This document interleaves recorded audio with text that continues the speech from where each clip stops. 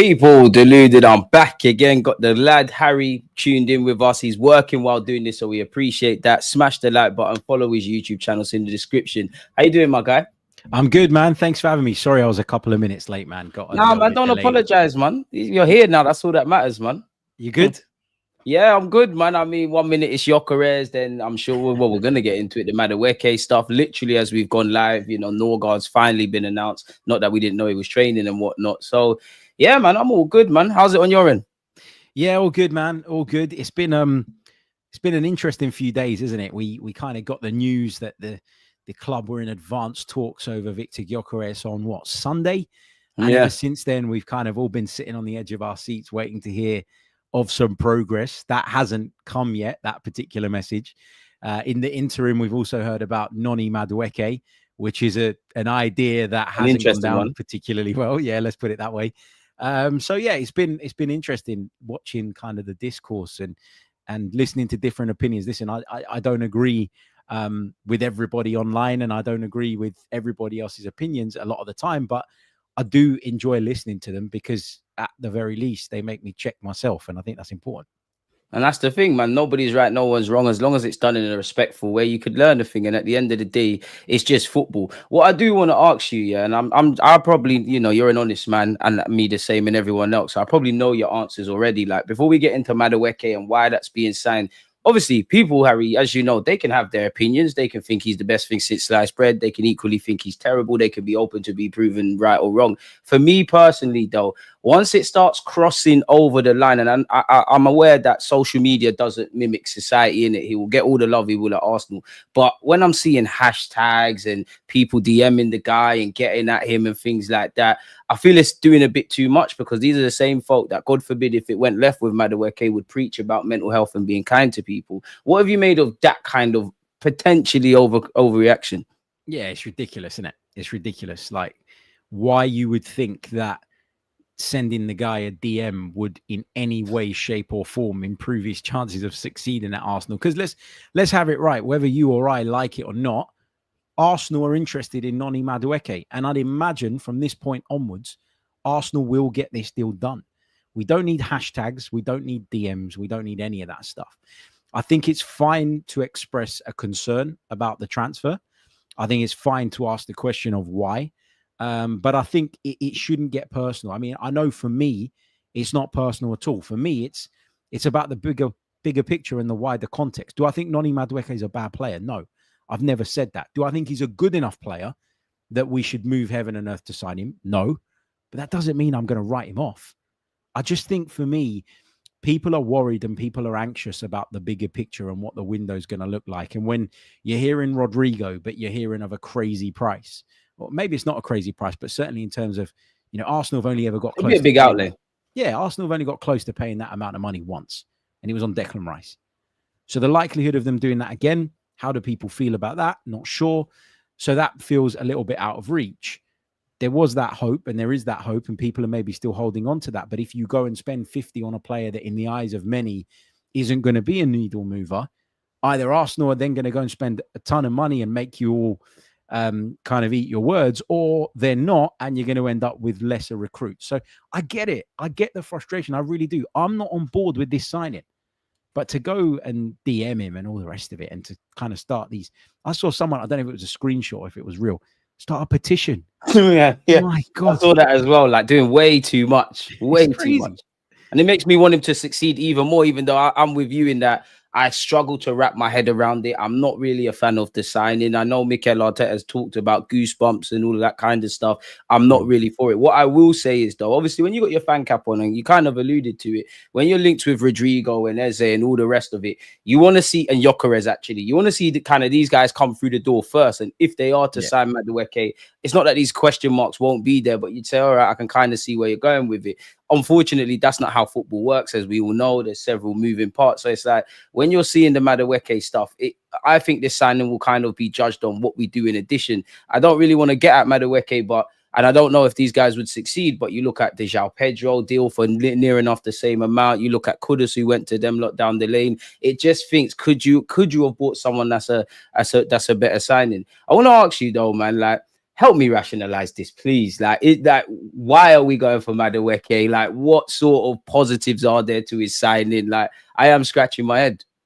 All right, so if I try, listen, I've been accused of being an Arsenal PR man for such a long time. Join the club, man. That, you know, it's about time that, you know, we came into work and put some spin on this. But look, I'm finding it hard. I am. I think there's a few attributes he has that we probably could do with a bit more of within our group. So I think we need more dribblers. I think we need more people that are willing to take the ball on themselves and try and unlock the opposition rather than passing it from left and right and waiting for that gap to open. So in that sense, I think he brings something we don't have. I think we could do with more pace. I think he's got pace. I think he does have a desire to score goals. And again, you could never have too much of that. True. I think if I'm trying to look at the positives, those are some of the things that he brings to the table. He's young, still got room to develop.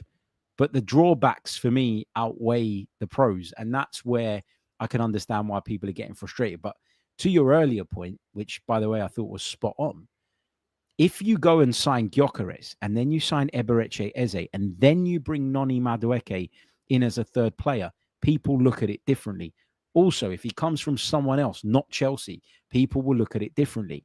So what you need to do here is, yes, feel the way you feel and feel angry and upset about it if that's how you want to feel. But put your brakes on, hit the brakes and pause for a minute. Wait and see what happens in the remainder of the window. Because I think if we get the bigger signings in terms of what we want, I think you will then soften your stance on Noni Madueke. That's how I'm looking at it.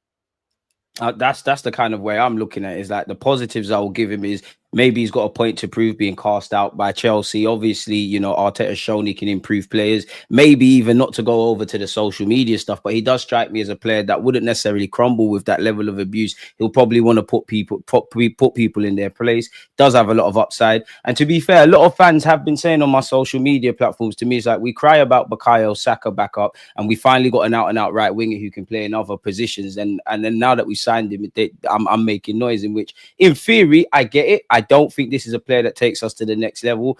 I question mark the fee as well, because I don't know how much Arsenal have to spend. You'd imagine we'll spend in and around 200 million if everything happens. But if we have to watch our pennies a bit more, why overspend for Madueke like 50 million? I understand English tax, longevity, the market and everything, but surely this 50 million could have been better spent elsewhere. Yeah, we were talking on my podcast this morning. I was with Phil Costa, and he said you don't get value. You don't get value in the Premier League anymore, and he's absolutely right. I mean, if you're Chelsea, now listen, I don't think we should be paying this fee. Let me say that clearly. I don't think we should be paying this fee. But if you're Chelsea, you're looking around and you're going, well, Elanga's going for 55, 60 million quid. And there's other examples of wingers being on the market for big money. Chelsea probably don't desperately want to sell Noni Madueke. They're probably in one of those positions, I'd imagine, because let's be honest, he's not a Chelsea reject. He's not been completely cast aside. He's still in and around the team. They're probably looking at this and going, look, if the money's right, we'll entertain it. If it's not, we're also fine with keeping a hold of him. So I guess from Arsenal's perspective, if you really want the player, you're going to have to make an attractive offer. But I just don't understand, and I can't see why we so desperately want this player, and what it is that he will bring that moves the needle for Arsenal. And I just think maybe I'm old school, man. I remember when £30 million was the be all and end all of a transfer. Yeah, exactly. So I accept that I find this more difficult than maybe younger people who have grown up with 60, 70 million pound transfer fees just being the norm. But let's see what's going to happen.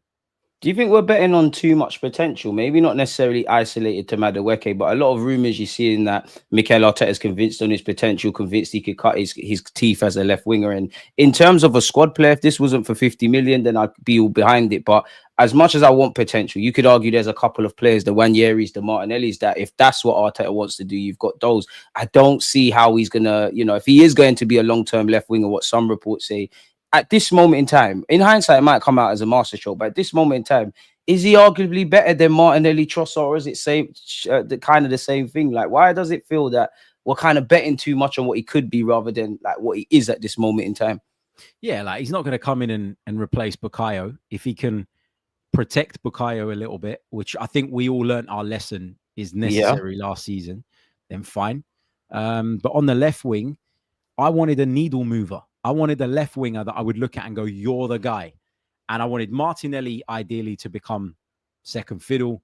And I probably would sell Leandro Trossard if I could get around about 15 to 20 million pounds for him, because I look at his contract situation and, you know, it's in a precarious position. Delicate. Yeah, it's delicate. Exactly. So I just look at Madueke and I think, well, he's better on the right. But then if I flip him over to the left, can I hand on heart say that he's definitely better than Martinelli? I think he might score more goals than Gabriel Martinelli, but I don't know if he'll give you the same all-round game in terms of the work rate, the defensive brilliance that Martinelli brings you, the stability that he gives you on that left-hand side, and the license he gives our fullback to invert inside, because you can bank on him to be switched on defensively. You don't get that out of every winger. So overall, bigger picture, I don't know if he is better than Gabriel Martinelli, or at least by enough for me to say, yep, 50 million pounds, let's do it. Does it concern you as well, Harry? Because obviously you're not an accountant, neither am I, and nobody really knows what the club's working with. But for us, it feels like whether I like Madueke or not, 50 or 55 or whatever million is a significant investment. You're going to probably spend about 60, 70 on Gyökeres. You throw in the 50 for Zubamendi, and to be fair, on the face of it, Kepa Norgard, once you add up the cost, it looks like a significant amount. Does this do you think this could put a dent in our pursuits of an Eze for 60 odd million or Rodrygo? Now, obviously, finances are one thing, these players wanting to move and all the pennies falling into place is another, but surely this is a significant outlay of our transfer fee and it could have ramifications. But where are you at with it? Yeah, it could, of course, because listen, as much as we want to say that Arsenal have invested money in recent years and all the rest of it, we saw a bit of a winding back of that last summer because we sold a lot. And in terms of outlay on top of that, we didn't really break the bank, did we? And we all knew we needed to. So that was the first time I looked at it and I went, come on, like you've made that investment to get us to being competitive, but where's that hunger and desire now to get us over the line? And it felt like last summer we scaled back. I know that you can't do this every single summer. I know you can't go and throw the kitchen sink at the transfer market every single summer. And if you're having to do that, it means the business you did in the first place was poor. So I get that. But this time around, like, yes, it feels like there's going to be more investment than last season, but it feels like we're at that stage where we need top tier talents who are going to make the difference. And we need to strengthen in the most expensive area of the pitch, which is up front. So if you see a significant portion of that money being put down to try and sign a player that you're not sure about and maybe isn't even better than what we've got, you are going to ask questions, and it's absolutely right to do that. People keep saying and people keep reporting that our pursuit of Eberechi Eze remains ongoing. The fact that we are moving for Noni Madueke does not mean that we're going to pull out of any Eberechi Eze deal. But you still got to get that done. Yeah. You know, you still got to get that done. And again, it comes down to the bigger and wider context. You go and get Eze in and Gyokeres in, as well as Madueke. I promise you, people will look at the Madueke deal a lot more favorably. Timing is important. Yeah, timing is important. Context is important. And that's why I keep saying, I've been saying it over and over again today, hit the brakes. We all have our feelings about Noni Madueke and that potential signing. Hit the brakes for now. Let's see what else develops and unfolds. And then only then we'll know how much of a gamble and how much of a risk we've taken here. That's the thing. Like that's why I said earlier, like my only hope is that this looks like a masterstroke. Arteta and Arsenal saw the brilliance of Madueke before we could. At this moment in time, that's not exactly the case to me. And I must admit, obviously, I personally think, as much as I have Madueke down as a squad player and we want Eze and Rodrygo, I think he's probably been told, and again, managers tell players everything, but I think he's probably been told you're going to feature a lot more than you think. You're going to deputise for Saka. You might even make the left wing your own, because I'm sure he wants to go to the World Cup and things of that ilk. And apparently we was looking at him last summer. I mean, I'm not too sure on how true that is. You see a lot of rumours, but I think he's going to play a lot. Now, when I look at Madueke, and it's more when I speak to Chelsea fans, when I go through like the blogs and things, I don't want to speak about attitude and things of that ilk, because I'd imagine Arsenal have done their background check if this is going to accelerate. But but and how would you feel? Because I see rumors about like his work rate isn't quite there. He's got a bit of an attitude problem. He's complacent when he scores. There's rumors about off the field. He's not the most professional. Surely, if these rumors were true, it doesn't make sense, surely, based on what we've eradicated from the club and what we've assembled at the moment. I think sometimes your behavior mirrors your environment. And if you're a very young man, and I know when I was 21, 22 years old, I wasn't the same person I am now. True. You know, people grow, and there's nothing wrong with that. There's nothing wrong with looking at people growing. I don't know why we always want to kind of beat people with a stick for maybe things they did or said in their younger days. There was a couple of things with Madueke that I didn't really like. I didn't really like that whole thing about the penalty last season. Stuff like that. Yeah, stuff like that. I didn't like the post he put out about Wolverhampton. I don't think it was the end of the world, but I don't think that did him any favors in terms of his image. So there are things that, you know, ideally, you know, he wouldn't have done or said, but we can all look back and say, you know, we shouldn't have done this or we shouldn't have done that. I don't want to beat people up for that. And I think if he's in the right environment, and I think if he's in the right place, I think you get a Noni Madueke that will realize that I can't be this guy in this environment. I need to change. I need to strip that back a little bit. And I'm always up for giving people a chance to show the best version of themselves. And I think that's it. I mean, it's just a lot of hope. But and again, for me, my feeling is I'm not going to really, obviously, I'll praise and critique Madueke where it's obviously due. But I'm past the point of getting Madueke because you didn't sign yourself in it. The club looked for you and brought you in. If we don't do what needs to be done next season, then I have to look at the recruitment, because I do think it's betting on a lot of potential where we know what we've needed to do last Jan and last summer. We're betting a lot on things of that ilk. I do have to ask you as well. Why does it feel like we always, in your opinion, why does it feel like we're always shopping in Chelsea at Chelsea? Like it feels like it's become a running joke with us fans, but we literally always have some level of shopping at Chelsea in the last few windows. Like, why is that for you? Yeah, I don't like it. I don't like it one bit. If I try and look at it from the other point of view, then maybe we're going to say that it's because they have a thing about stockpiling talented players, don't always have room in the squad to use them. And because they, like, in some instances, like, for example, Jorginho, right? Jorginho weren't getting a look in at Chelsea at that point, but £10 million, you're like, fine. You know, that's something we need. And they've got it. It's like going to a car boot sale, right? That's their junk, if you like. And I don't mean that disrespectfully to Jorginho, but someone else's junk is another man's treasure. Like, you know, someone exactly. That's how it works. But when I get frustrated. Like Kai Havertz was one that divided opinion, right? This is the one that I think is most comparable to Madueke. But at least with Kai Havertz, there were some people out there that were looking at it and going, actually, this could work for us.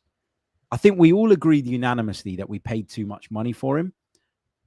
I think that's fair to say. But I think generally speaking, the transfer has worked out okay. Not amazingly, but okay. With Madueke, though, I can't remember seeing such strong feeling against. We're all unanimous that we don't want him, if I'm honest. It's crazy. At least we're united. That's one thing. For once, yeah. which is mad. Go on, Eric. It's a tough one. It's a really tough one. But the thing with Chelsea, it's annoying. It's irritating. And I'll tell you why it's irritating.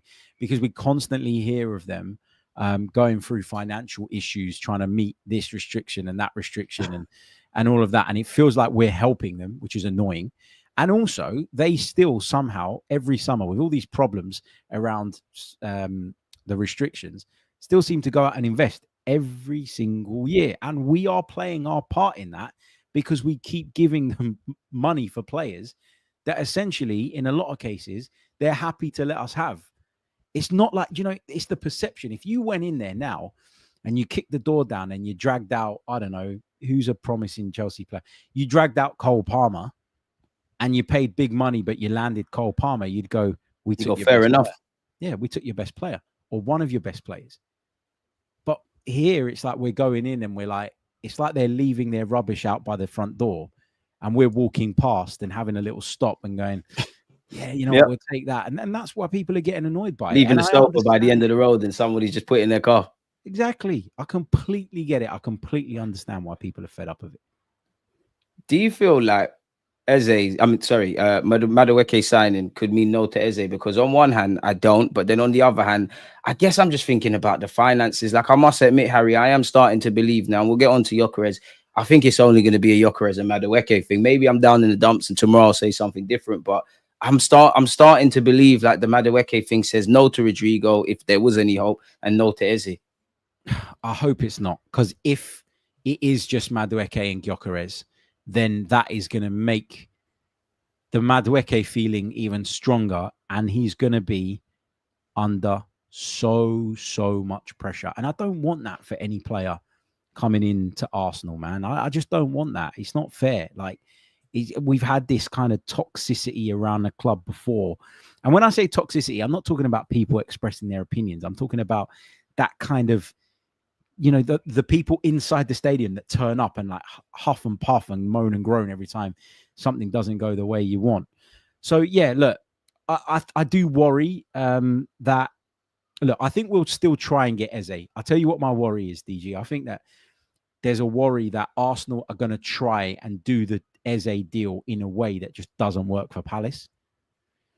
And if that's the case, and we could have spent an extra 10 million to wrap it up, but we've already put that into Madueke, that's where the frustration is going to come. I've got no reason to believe that we won't still try and sign Eze, and I've got no reason to believe that we can't. So until then, I'm going to stay calm on it. But if, again, contextually, at the end of the window, you look back and you go, well, we couldn't get Eze because we couldn't meet Palace's demand. Then we shot ourselves in the foot. Exactly, because we spent too much money on it, on Madueke. That's not going to go down well, is it?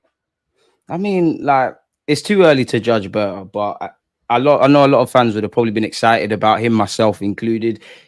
Has anything changed? Because we're still shopping at Chelsea. I'm being a bit disingenuous, but obviously Tomiyasu's contract was ripped up. We've seen that before. It seems like, and again, no negotiations are the same, but Madueke is someone that's got a foot out the door at Chelsea. There's a willingness to overpay and accelerate this deal. The others are dragged out. Like, has anything really changed?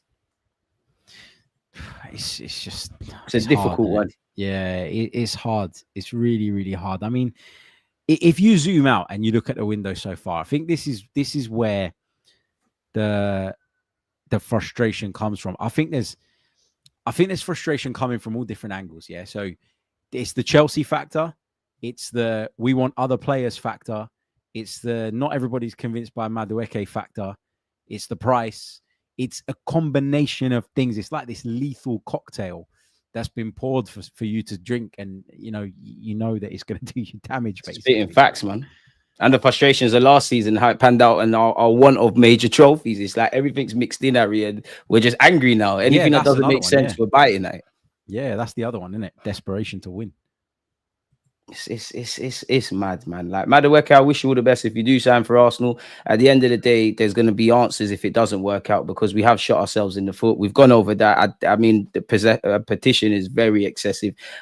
What do you make of this as well? Because it kind of piggybanks on stuff. The Times said Arsenal have been searching for a left wing and also considered Rodrygo, Morgan Rogers, Anthony Gordon, and Nico Williams. However, all would cost more than Madueke, and Berta is determined to not overspend. Surely, if you want those players like the Eze's, quote unquote, with his release clause, to Rodrygo's, I know Nico Williams signed a new deal. You have to be prepared to, quote unquote, overpay and give them great wages. You could argue, as great as Declan Rice has been, we overpaid in that regards, and it's very different, but we're overpaying for Madueke. So if you're going to do that for them, surely you could do it for these kind of players, assuming they were all available and life was fair.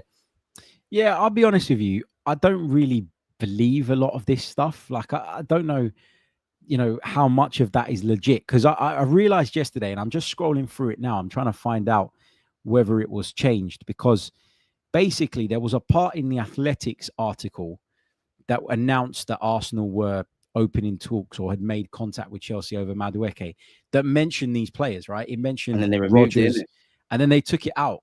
And I think the reason they took it out, I don't know this for sure, but my guess would be that they didn't mean it in the way that it was being taken by everybody. And what they didn't want is everybody going, the Athletic said that because we're signing Madueke, we can't go and get any of these players. And I think they realized that very fast and went, hold on, this is, even if it makes sense, it's giving the wrong impression. So they took it out. So then when I see someone else follow up or report something very similar, I feel like there's a bit of piggybacking going on there. And that's the thing. You're right. Yeah. And listen, whatever people say, like, not every outlet's going to get everything right, but the Athletic is the top at the moment. Like, they are the standard. So I think a lot of the time, and you will agree with me on this, I think it's not to shit on anybody else's work. It's not to say that nobody else gets exclusive stories, but it does feel like every time the Athletic publish something, every other outlet follows and they add their own little bit, maybe that they've sourced themselves, or they try and attack it from a slightly different angle. Unless it's hand of Arsenal. Yeah.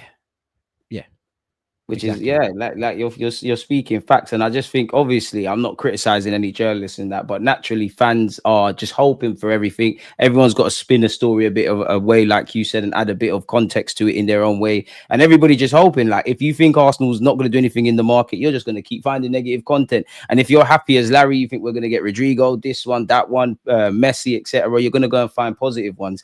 I just hope when September the 1st comes that we've done everything we need to do, and I just hope come at least pre-season that we've got some significant signings in, because we've been speaking about level raises, and I didn't want Kepa, but all right, cool, he's going to be second choice. I don't think Norgard is a bad player, and I'm not really got energy for him because you're just going to be a squad player of sorts. I think at this moment in time, Zubimendi is the only one I truly believe raises the level at the football club. For all the talk about, you know, all the Rodrygos and that, they haven't come through the door. And I think Arsenal fans know these things take time, but I just feel everything needs to make sense. And I don't think, you know, like in previous windows, we might need the left winger and a striker. We might only sign one of them.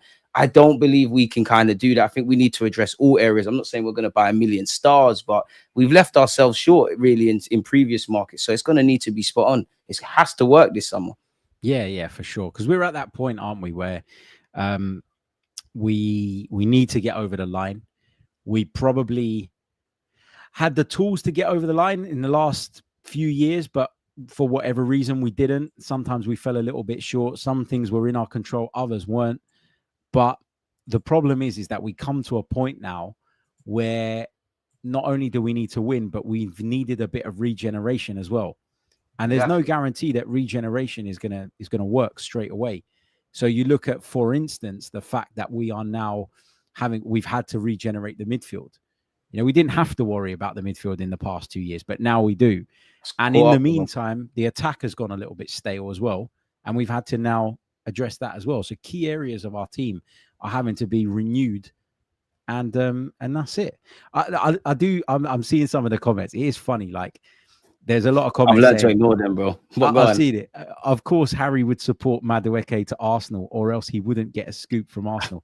I don't know what you've heard on this episode. The perceptions are crazy. That has given you the impression that I support the idea of Arsenal signing Noni Madueke, but there you go. He's been crystal clear in his thoughts. He don't want Madueke, but if he signs for us, we'll give the man a chance. That's it. Like I think even the most positive person, or even if Harry worked for Arsenal or I worked for Arsenal, and we really were PR guys, I think even then it's a hard sell, and it kind of piggybanks into this year. Like, obviously, this might look dumb to me in hindsight, but on July the 10th, I'm going to ask you, because I was thinking about this before he went online.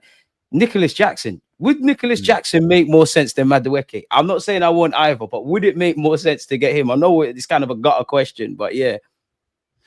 I don't know. I think you'd get equal response, to be honest with you. Because again, he's hit and miss, isn't he? And that's the problem for me with Madueke. Like, one day he's brilliant and the next day he's not. And you want to see Arsenal level up. You want to see Arsenal take that next step. And in order to take that next step, you need sure things. And it feels like, again, we are going out there and in a few areas, like, listen, Zubimendi does level us up, I think, overall, but he's going to need time to adapt and adjust, right? We can all acknowledge that. Does Norgard level us up? We don't know yet. You know, does Kepa level us up? I think he levels us up in terms of having a backup goalkeeper, but how much is he going to play to actually show that value? So people are looking at the window so far and saying, at this moment in time, because we haven't signed Gyokeres yet, we ain't got an Eze in through the door, Arsenal might not be that much better. And the whole purpose of the window is to improve. So I know it's not over, and it's still relatively early in the window. You still got all of July and all of August. But at this moment in time, you can understand some of the frustrations, I think. And that's the thing, you can understand some of the frustrations. And as you said, the window isn't closed yet, but assuming like we were to get, I don't know, Madueke through the door, I still think Martinelli's the starter. Now, if Martinelli can find his form again, that's great. But I kind of need to know what I'm getting from these players if we are to cross the line. And I thought a lot of this would have been centered around having a left winger that's simply an upgrade, having a striker. Like, we'll get on to Eze. Eze attracts me for beyond the obvious. And me and you have spoken about him in the last 2 weeks on both platforms. We know he's a quality player. And I know he'll play more than just off the left-hand side. But if I just assumed he was just going to be a left winger for Arsenal Football Club, you're an upgrade on what we have already. You're probably better than Madueke off the right. With Madueke, I can't quite see it. So it piggybanks off to what we said earlier in that what we do beyond this point, assuming this Madueke thing goes over the line, is what will dictate everything. I think many fans there'll be a level of acceptance, really. How are you at with the Gyökeres thing? In fact, before that, because there's a lot of to-ing and from-ing that we're having talks with in Portugal now, we're not talking and stalling, etc. I want to kind of strip it back. You know, obviously the last time we spoke, we was led to believe it's either Sesko or Gyökeres. I think I said I expect them to go for Sesko. Something's obviously gone left with Sesko and we're getting Gyökeres now. Does it take you by surprise that we look to be getting Gyökeres versus Sesko firstly? At the beginning, when we first heard that we were in advanced talks, it did take me aback a little bit because throughout the entire summer so far, I was convinced that Arsenal preferred Benjamin Sesko. I still think that is the case. So was I. I just think that they got to a point where they thought this is ridiculous now and they're not going to. And I kind of credit them for that. I never felt there was enough of a gap between the two players for us to be essentially have our pants pulled down by RB Leipzig over Benjamin Sesko. So it surprised me at first, but the more you think about it, the more it makes sense. And I think we will get this done. We were kind of talking about some of the reports that come out of Portugal this morning about maybe Arsenal walking away. It feels like Sporting are just doing their bit to try and squeeze as much juice out of the lemon as possible. And you can't blame them. Everybody keeps talking about how we stand to benefit from the fact that he wants to join Arsenal. Actually, Sporting stand to benefit as well because they know he's desperate. They know he's not coming back to training. They know that we need a striker. They know that we want him. And so they're saying, well, if you really want him, pay us that extra 4 or 5 million quid and get it done. They are using his desire to come to Arsenal just as much as we are. And I'd expect nothing less. But I do think we will get this over the line. Interestingly, some of those outlets that are now saying that Arsenal are going to walk away, if you go back to 2.5, 3 weeks ago, they were saying, it's done. It's all agreed. So it's funny how the tables have turned and everything's changed. So. It is, man. And like you said there, like obviously anything can happen in this life. You know, we've seen it in many a transfer things and whatnot. But when I see 5 million, that tells me we're going to get over the line. Like Gyökeres is doing all he can. I'm sure Arsenal have another target if we don't get Gyökeres, but it feels like enough's enough. Based on what I read, it seems like Mikel Arteta and Arsenal quite simply would want to end this striker pursuit by getting one in, having one in for pre-season. And for Sporting, I'm sure there'll be other clubs, but maybe other clubs have walked away from it because they know he wants to go to Arsenal Football Club. So to mess this up over 5 million would be silly. Rightly so, kind of what you're saying. They should be trying to get as much money as from Arsenal as they can. We're a Premier League club. We've got riches. They need to reinvest. There's probably a sell-on clause with Coventry. And equally, naturally, whoever the Gyökeres replacement is, if you have that guy at your club,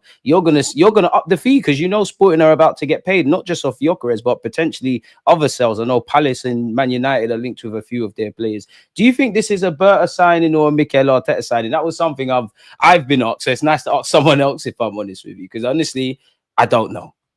I don't think Berta would do anything that Arteta was opposed to. Let's put it that way. I think they've got to work collaboratively. I think it's good to have different views and different opinions and have those discussions. I don't ever remember Gyökeres being a real kind of firm target before Berta arrived. So I think it's fair to assume or to believe that he's had some influence here. But again, I don't think that Arteta's opposed to it. I think that Berta has brought him to the table as an alternative to Benjamin Sesko. I'd imagine that Berta's had to turn around and say, look, Sesko, it's not doable. Like at that price, we're not doing it. Sorry. And Arteta might not have liked that initially. But again, I don't think Arsenal would be dropping this amount of money on a player that Arteta was opposed to. Doesn't mean he was his first choice, but I don't think he's opposed to it. I think there is some common ground on this one for sure. And people say, like, does that make Berta a yes man? Well, I get why people would say yes that. But it's a really simplistic way of looking at it, because if Berta doesn't give the players to the manager that he wants and needs, then how does that manager succeed? And if the manager succeeds, it makes everybody at the club look fantastic. If the manager doesn't succeed, people will at some point look at the sporting director as well. So it's in their mutual interests to get on, to make things work, and to come to the best possible decisions for the club. So this thing about, like, if you give a manager what he wants, you're a yes man. It's not true, is it? We've seen it's literally a job. Yeah, we've seen so many clubs like fail because there's been no relationship between the sporting director and the manager, or they're on completely different pages. And we had it happen at our club. We had Unai Emery there, while Sven Mislintat was going and signing, along with Raul Sanllehi, all the people that they wanted. And Unai Emery was literally telling us, I don't want this player. I wanted X player. And I want Zaha, he got Pepe. I want Partey. I'm going to get Torreira. Yeah. And I listen, I didn't particularly rate Emery's time at Arsenal. And I thought me and you went through the trenches with that. Yeah, big time. Like, I thought he made mistakes along the way as well. But was he ever really backed enough? No. And hindsight tells us that when you compare it to the backing that Mikel's had. And I think it's a weird one because I know some people, like somebody said to me, I mean, when you say these things, quote unquote, out of context, I can understand it. Someone's like to me, they've been looking at Sesko for 2 years now, something like that. And he's young and all the potential. They're not prepared, rightly or wrongly, to spend 80, 90 million on him, but they'll spend 50 million on Madueke. You can see why people would do this.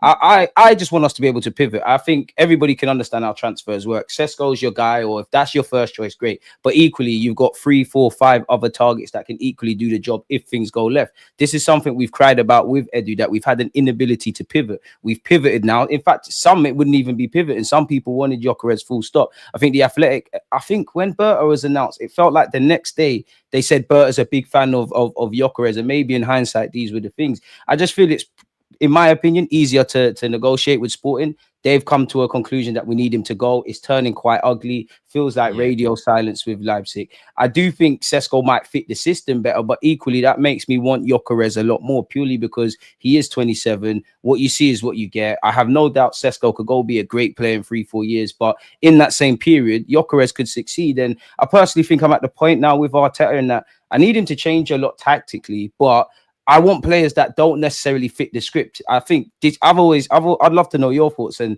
I'm not comparing Gyökeres to Haaland, but I think this is Mikel Arteta's Haaland moment, like with Pep Guardiola, in that obviously Gyökeres can pull out to the channels and drop deep and all of that. And there'll be probably elements of what Arteta wants from a striker that he has to do. But equally, he's not a Kai Havertz. He's not a Gabriel Jesus, etc. So what you see is what you get. So it's like 50% of what I want from the system, 50% of I'm just going to let you be who you're going to be. That's what benefits me. Like, what pros and cons have you got if we do sign Gyökeres? Yeah, I think you hit the nail on the head when you said it's Mikel Arteta's almost Erling Haaland the moment. Nobody's comparing Viktor Gyökeres to Erling Haaland, by the way, before that starts rumbling on. That's not what we're saying. What we're saying is it's the moment that maybe signifies a diversion away from a number 9 whose primary role is to facilitate rather than to be the guy.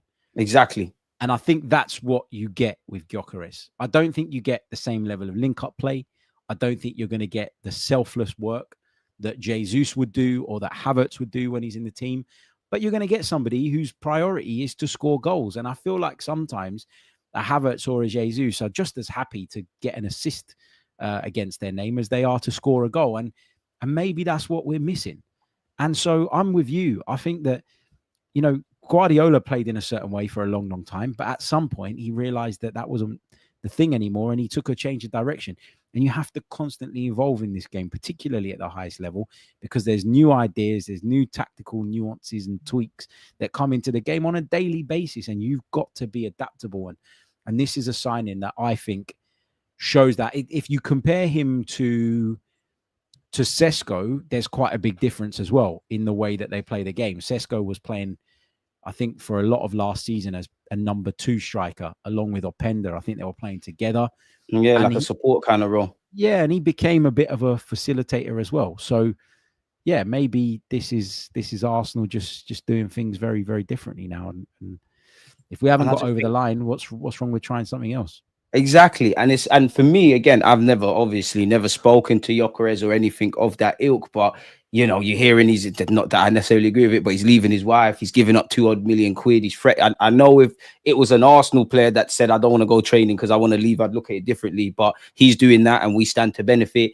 I just see that desire, kind of what you indirectly said, where you said Kai Havertz and Gabriel Jesus, they're kind of just happy to they're cool if they get goals and assists. Gyökeres just strikes me as somebody that, if you do all of that to make a move to Arsenal, what the hell will you do on a football pitch to score? I don't know about anyone else. And of course, he's got a variety of goals and all of that kind of stuff. But it's the unglamorous finishes for me, Harry, that attracts me, because that's what we need. Someone that's just going to take a half chance, put it on their left foot and keep it moving. I do have to ask you, though, is the Portuguese league a concern? I know he's done it in the Championship, which people conveniently forget, but people always say, oh, he done it in the Portuguese league. Brighton buy players from all corners of the world. He's someone that evidently didn't make it there. Like, does that concern you in any way? A little bit.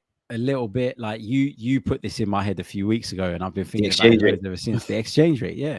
What's the exchange rate going to look like when he comes to the Premier League? I completely agree with that. I think that's a great point. I think you put it in a perfect way. Does what he's done so far worry me a little bit? Yeah, it does. But at the same time, I think about some of the real good examples of players that came into their absolute peak a little bit later on in their careers. And the first two names that came to my head when I was sort of going through this, because I'm sad and I sit there thinking about silly things like this. Jamie Vardy, who had come up from non-league and worked his way all the way up. Facts. And then went on to essentially win his team a Premier League title, and will go down now in the history of the Premier League as one of, if not the greatest strikers, the most impactful, and a legend. You're right, he will. Because he led a Leicester City side that had zero right to even challenge for the Premier League to one of the biggest shocks we've ever seen. So he's a legend in that right. Then I thought about Olivier Giroud, another player that came up through the ranks a little bit later. He had to fight adversity in his career. Yeah, exactly. I think he got to like 26, 27 before he joined like a big club. And I know that he won the league with Montpellier, but, in France that can happen or could happen pre the PSG dominance. But, you look at those guys and you think they got better with age, man. They got better. Even Kane as well. Even Kane as well. They got better at a slightly later point in their careers. And sometimes having that difficult journey, it hardens you for what's to come. It toughens you up, and it means that you're so desperate when you get to the top of the pyramid that you want to stay there. And that it's a different type of progression. It's a different type of desire. And I think that when I listen to Viktor Gyökeres talk, and there's a clip going around, I don't know if you've seen it, with Mark Robbins, who was his former manager at Coventry. Yeah. I think Clive Palmer and the lads over there kind of put it on TikTok. That's it. That's the one. It makes you think that, oh, this guy's serious, man. And this guy don't want to waste any time. That's why he doesn't want to stay at Sporting another year. He wants to come. He wants to make exactly. it happen. And I think the biggest thing, Harry, based on what you're alluding to and what I feel with Gyökeres is, above all, I know tactics, all of that stuff plays a part. And what I'm about to say doesn't guarantee he'll be a success, but mentality. He's, as much as I think Kai Havertz has done okay, and Trossard and Martinelli and all of them, Saka's the only one I consistently look at that will miss an opportunity. Like when he missed the pen against Madrid, he keeps that kind of steadiness. He's like, okay, another chance is going to happen. I think we've got temperamental players in that when we're scoring goals for fun, they're really confident. When they're on droughts, they feel a bit sorry for themselves. I kind of need someone that knows when I'm scoring great goals, I don't really think I'm that great. When I've not scored for 2-3 games, I don't think my head's going to drop. He's just got that mentality. And like what you're saying with Giroud and all the examples you said there, he's had some good moments. He's had some bad moments. He's had all of that adversity. And going back, you made a great point about the Mark comments in that. Mark, I think the manager kept saying like he's in a rush. Now a lot of us fans are in a rush to finally end our trophy drought, or if we get to a semi-finals of a Champions League, maybe potentially getting into the final and lifting the big ears for the first time in the tournament. Do you think he'll start like ahead of Kai Havertz though? Because I think that's something Arteta is going to have to fight with. I do. I think that Kai Havertz might have been. I think Kai Havertz might have started the season up front had we signed Benjamin Sesko, because he's a bit younger. It probably needs a bit more adaptation. Hasn't played in England before, whereas Viktor Gyökeres feels like he's a kind of plug and play type signing. Ready now. So I think maybe he plays 60, 70 minutes and Kai comes on to replace him. Maybe there'll be situations where Kai plays on paper as one of the 8s, but actually spends the vast majority of his time as part of a front 2 when we've got the ball with somebody like Viktor Gyökeres. So I think that Gyökeres coming in, he will be the first choice number 9, but he's got that ability to fall back on someone like Kai Havertz if he needs a breather, if it's not going right, if he needs a bit of time to adjust. I think we have, once we get this player in, I think we've got a real strong group in that area, because I think Kai Havertz is as good a second choice striker as you'll find. Maybe not the number 1, but as a number 2, yes. And let's not forget as well, Gabby Jesus will be back before long. I hope he stays fit, man. Yeah, same, because Gabby Jesus can offer you something different. One of my reasons of being against the Madueke thing as well, and I should have mentioned this earlier. I think I saw your tweet about Jesus. Well, Jesus can play from the right as well. So if Nwaneri's there and Jesus is there, why do you need to go and drop 50 million on a Saka backup? Unless you have a plan to use him elsewhere. So, yeah, look, we need depth, we need quality, but I feel like, if we get definitely the Gyokeres signing over the line, we've got a good array of options in that number 9 area moving forward.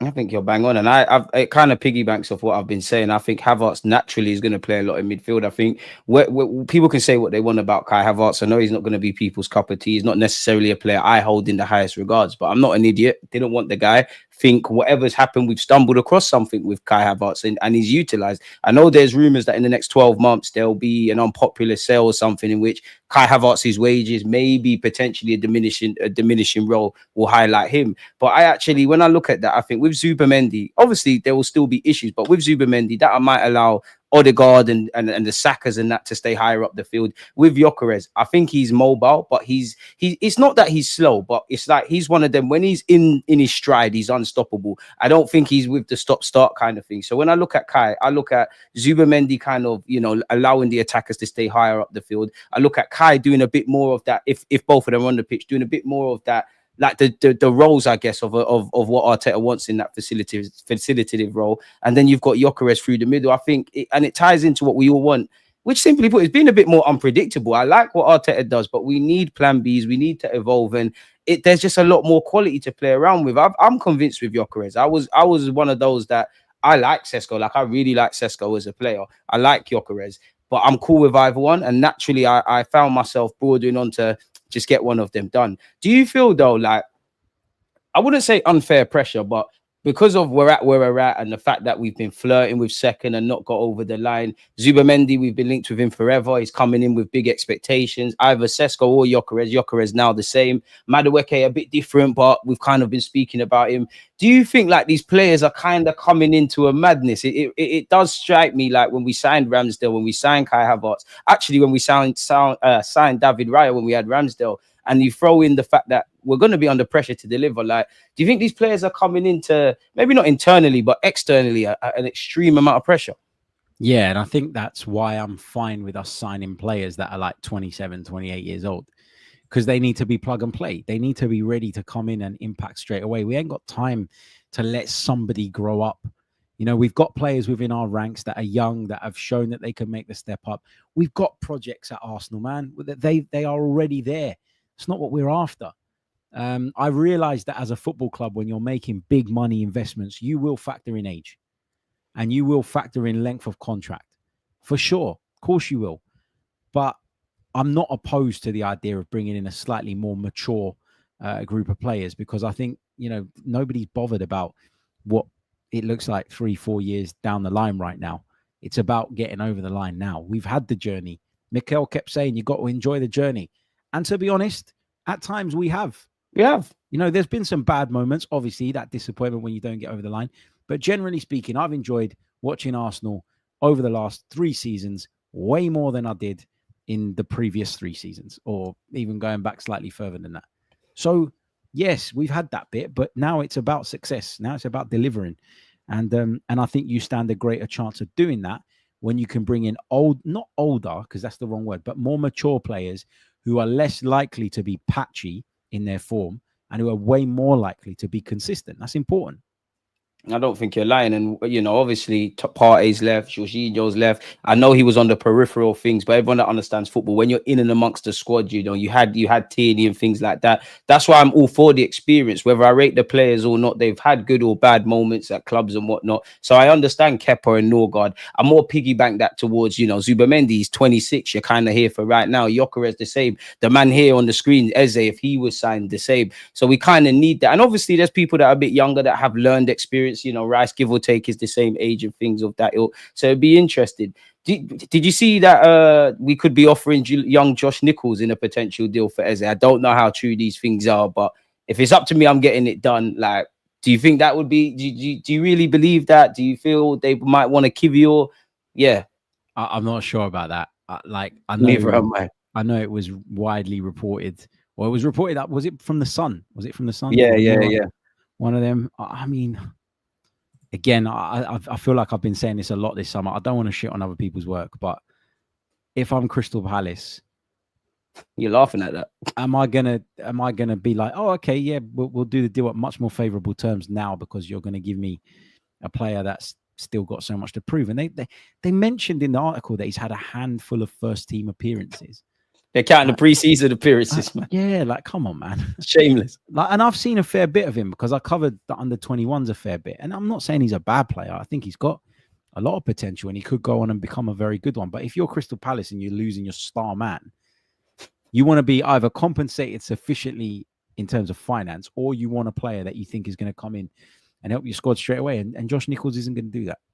I'd believe it a lot more if I saw like even Reece Nelson or Kivior or things like that. Listen, I wish Josh Nichols all the best. Personally, I don't think you're going to make the grade here because of the pathway. I think you're a bit undercooked physically and whatnot. That's cool. That happens. I don't really believe it. Maybe it might be a separate deal where Crystal Palace away from Eze want to sign Nichols, but I think it's a case of 2 + 2 = 10.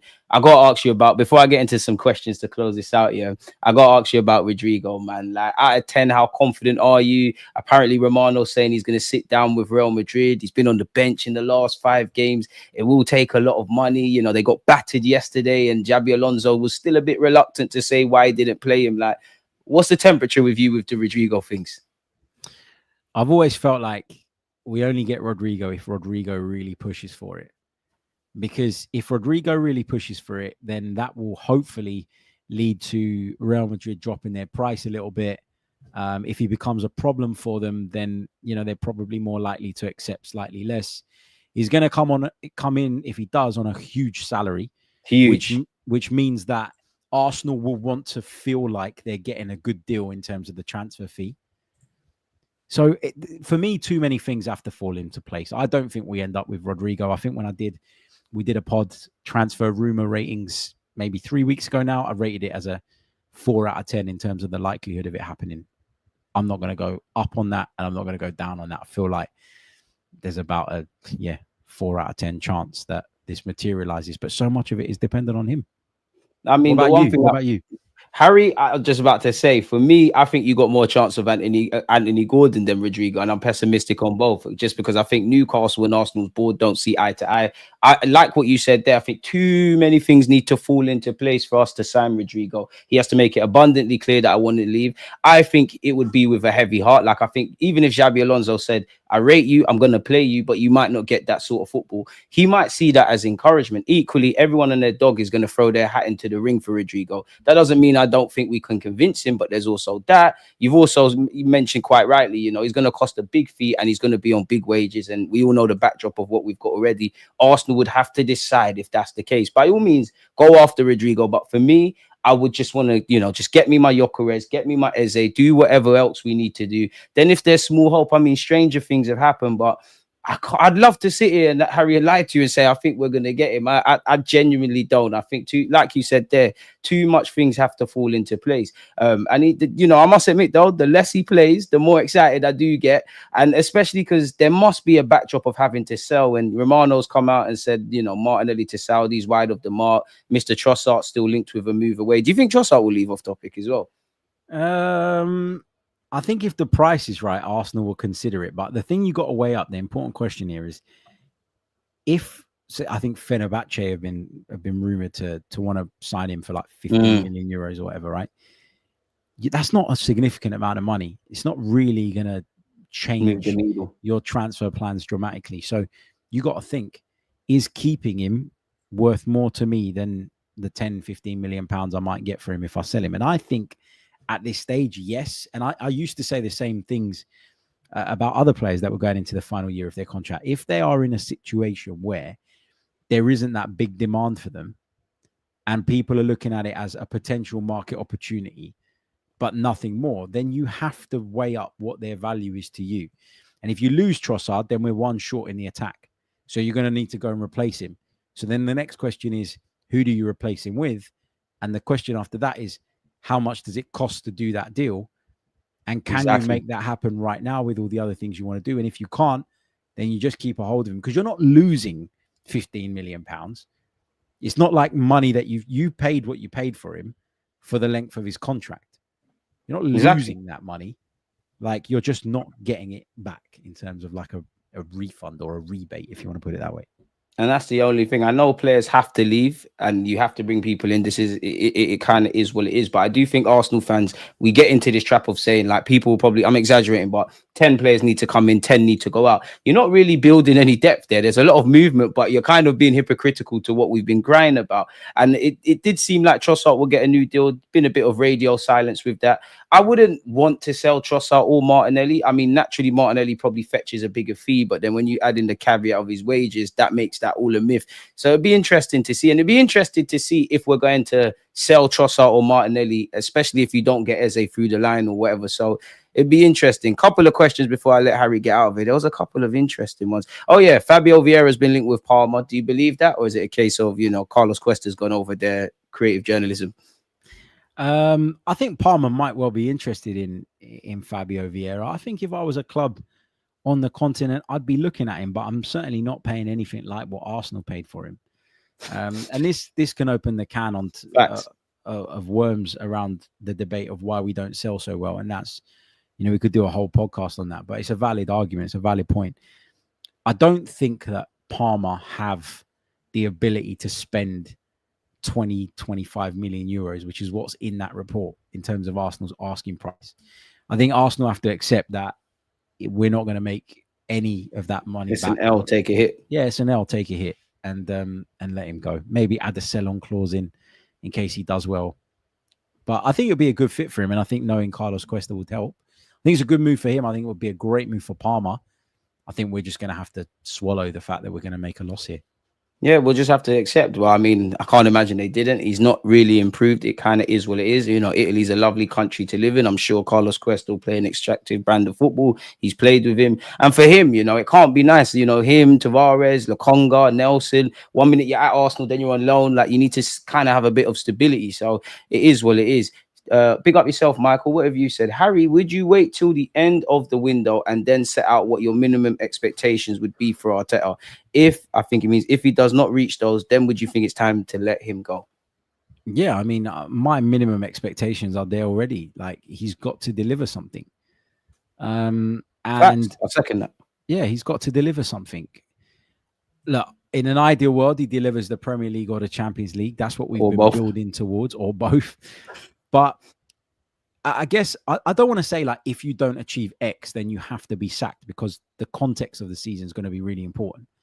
Like, if you win the FA Cup, for instance, finish second in the league and get to the Champions League semi-final again, in the eyes of a lot of people who are just saying win, win, win, win, win, he'd have ticked that box because he'd have won. That box. Like, I'm not one of these people that believes we have a divine right to win everything. So I'm willing to kind of let the season play out and see what happens. Let's see how it goes. I think when it's time for a manager to go. You get that feeling in your gut. I haven't had that yet with Mikel. Once the player's down tools. That's it. You can see when the messages aren't getting across anymore and when that relationship is broken. I'm not there yet. So for that reason, I'm not going to sit here and say I want him sacked if he doesn't do X. But, the overarching objective has got to be to deliver some silverware. And, we've built towards that. We've spent a lot of money over the last few years to try and get to that. We flirted, and he's had a lot of credit for the journey so far. But at some point, and he'll know this better than anybody else, by the way. He will want this more than anybody else. At some point, we have to deliver. And that's the expectation now. Credit to him for getting us to the point where that's the expectation. But now you need to take that next step. If you can't, then at some point we're going to have to look elsewhere. Yeah, for sure. At some point, yeah, we're going to have to look elsewhere. And, obviously, I'd love for you to win the Prem and the champs and everything in between.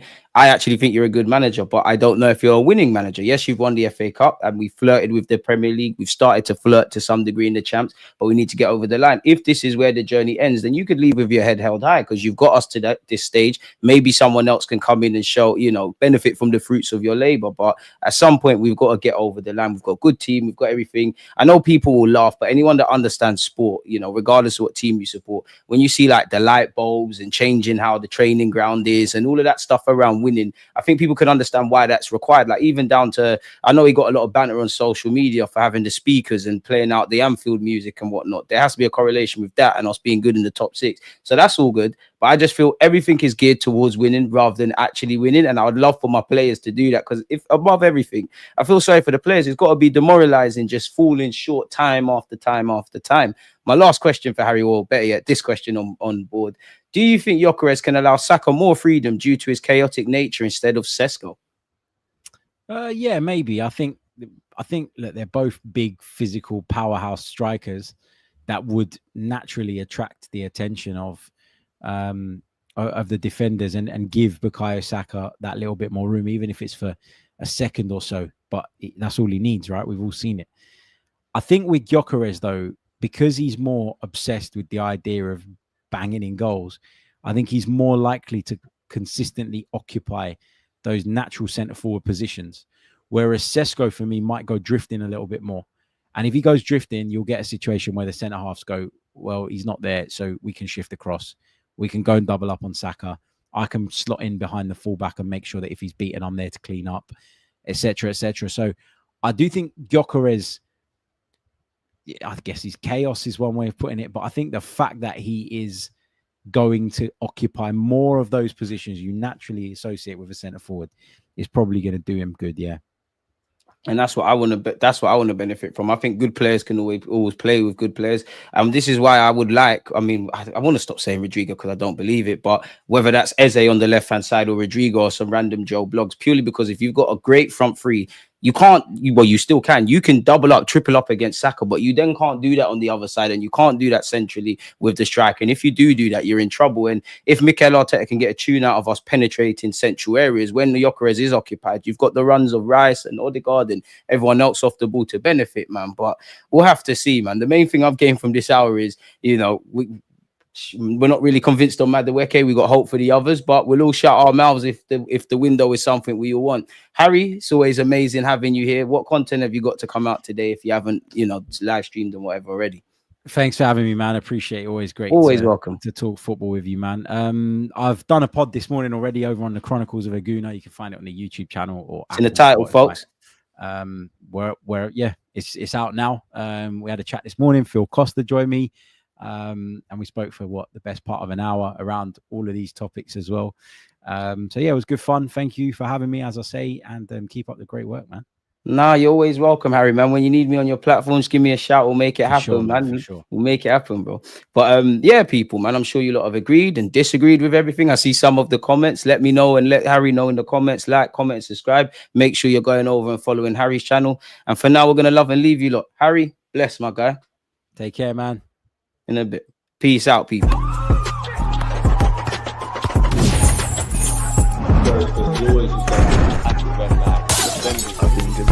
Like